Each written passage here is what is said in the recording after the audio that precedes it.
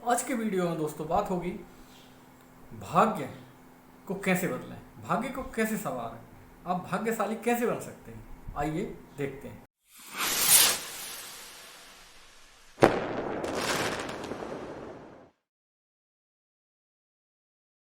नमस्कार साथियों, मैं राकेश सिंह बक्सी आपका स्वागत करता हूं #राकेश सिंह बक्सी में।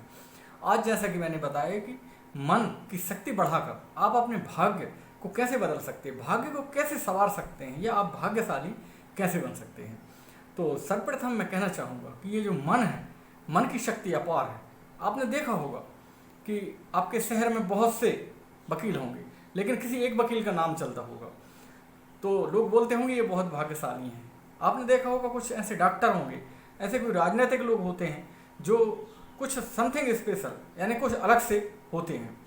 उसका कारण ये होता है कि वो अपने मस्तिष्क की जो शक्ति होती है उसका पूरा उपयोग, सदुपयोग करते हैं, तब जाके वो सफल और भाग्यशाली बनते हैं।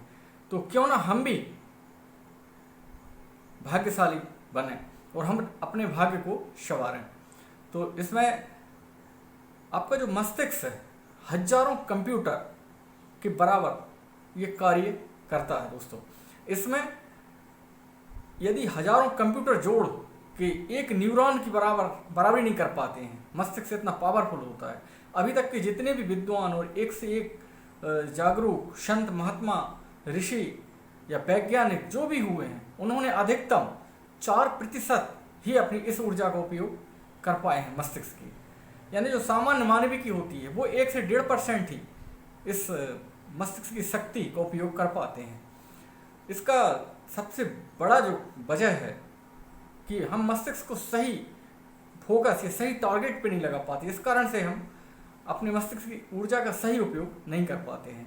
इसमें देखना होगा दोस्तों कि आप अपने मस्तिष्क को कैसे एक दिशा में, एक फोकस पे रख सकते हैं ताकि आप एक सफल व्यक्ति बन सकें। You are creator your own destiny, आप अपने भाग्य के निर्माता हैं। तो फिर कुछ लोग ये बोलेंगे कि प्रारब्ध, हिंदू संस्कृति या हिंदू सनातन धर्म मानने वाले हम लोग हैं, तो ये प्रारब्ध क्या है। तो मैं कहना चाहूँगा दोस्तों कि आपका कर्म बीज, यानी कि किसी भी, जैसे आपको खेत में पौधा लगाने हैं तो पहले आपको चयन करना होगा कि आप बबूल लगाना चाहते हैं कि आम लगाना चाहते हैं। यदि आपने बबूल लगा दिए हैं तब तो फिर आपको बबूल ही काटने होंगे, और यदि आप आम लगाना चाहते हैं तो आम लगाएंगे तो आपको आम के फल, मीठे मीठे फल मिलेंगे। तो इसी प्रकार से मस्तिष्क में आपके जो कर्म बीज होता है, किसी भी कार्य को करने का मन में जो सोच आता है, पहले विचार आता है, उससे कर्म बीज तैयार होता है। आगे जाके उस श्रृंखला में आप कार्य करते हैं, जैसा आप सोचते हैं वैसा आप कार्य करते हैं, और कार्य करते हैं तो वैसा आपका भाग्य बनता जाता है। पिछले जन्म का जो भाग्य हमारे आगे आता है वो तो आएगा ही, उसमें सुधार किया जा सकता है, लेकिन जो आप कर चुके हैं, जो आप बोनी कर चुके हैं पहले, उसको तो आपको काटना ही होगा। लेकिन आगे आने वाले समय को आप बहुत सुंदर कैसे बना सकते हैं, इस विषय पे सारी आज की जो चर्चा है। जैसा कि मैंने कहा आपसे, you are creator your own destiny, आप अपने भाग्य के निर्माता हैं। इस विषय में एक बहुत ही सुंदर रोचक कहानी कहें या सत्य घटना कहें है। एक व्यक्ति था, जंगल से जा रहा था। जंगल में जाते जाते वो थक गया और एक वृक्ष के नीचे आराम करने लगा। 2 घड़ी के लिए उसकी आंख लग गई। जब आंख लग गई तो उसने देखा सपने में क्या देखता है कि वो स्वर्ग में पहुंच गया है। बहुत सुंदर सुंदर पुष्प लगे हुए हैं, नदी बह रही है, कलकल गान, पक्षी चहचहा रहे हैं।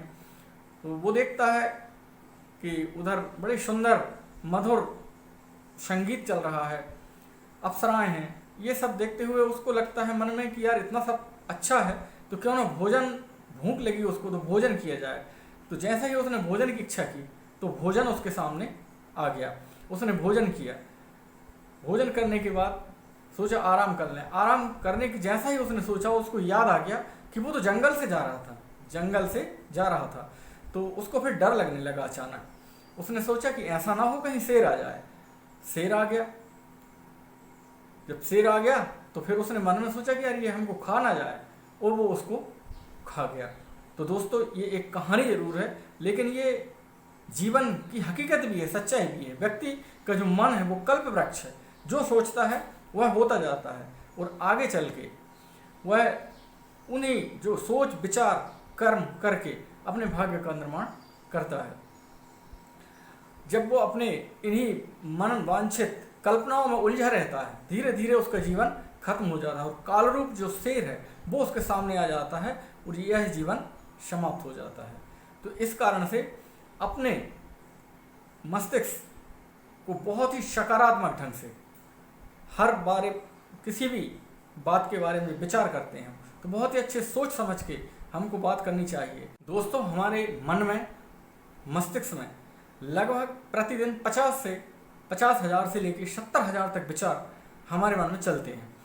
इन विचारों में व्यर्थ का चिंतन बहुत अधिक होता है। या तो व्यक्ति अतीत यानी कि भूतकाल में सोचता रहता है या भविष्य काल में विचरण करता रहता है, जबकि उसको करना ये चाहिए कि वो वर्तमान में सोचे, वर्तमान में जिए, वर्तमान के जो कार्यकलाप हैं, वर्तमान में जो करना चाहता है, जो पाना चाहता है, उसके बारे में वो सोचे समझे, तो निश्चित तौर पे वो एक सफल व्यक्ति या अपने भाग्य को लिखने वाला व्यक्ति बन सकता है। वो अपनी डेस्टिनी तय कर सकता है, निश्चित कर सकता है, अपने भाग्य का निर्माण कर सकता है।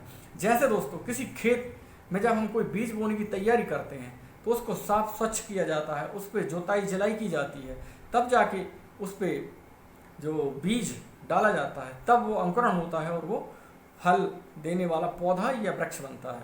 इसी प्रकार से हमारे मन को यदि हम कर्म बीज के लिए तैयार करना चाहते हैं तो हमको इससे कुछ जो नकारात्मक आलस्य है, नकारात्मक बातें हैं, व्यर्थ का चिंतन है, यानी बेवजह का, कई बार जिस प्रकार से मैंने कहानी सुनाई आपको कि कुछ का कुछ मन में चलता रहता है, इन विचारों की संख्या को आप घटाएं। इसके लिए बहुत ही अच्छा होता है ध्यान या मेडिटेशन। तो मैं आगे एक ध्यान का पूरा वीडियो आपके लिए बनाऊंगा, आप देखें उसको।